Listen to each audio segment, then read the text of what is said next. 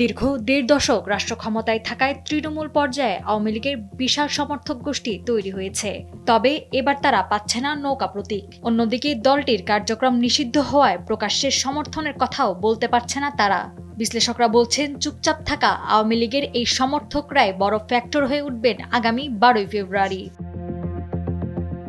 রাজনৈতিক অঙ্গনে আলোচনা রয়েছে, এবারের নির্বাচনে প্রতিদ্বন্দ্বী প্রার্থীর বিজয় নিশ্চিত করবে অদৃশ্য ভোট ব্যাংক। আওয়ামী ভোটারদের সমর্থন পেতে বিএনপি ও জামাত সবচেয়ে বেশি সক্রিয়। তৃণমূল পর্যায়ে এসব দলের নেতাকর্মীরা আওয়ামী লীগ সমর্থকদের সঙ্গে যোগাযোগ বাড়াচ্ছেন। কোথাও কোথাও নিরাপত্তা নিশ্চিত করা, হয়রানি ও মামলা জটিলতা কমানোর আশ্বাস দেওয়া হচ্ছে। সামাজিক যোগাযোগ মাধ্যমেও আওয়ামী ভোটারদের উদ্দেশ্যে চলছে টার্গেটেড প্রচার।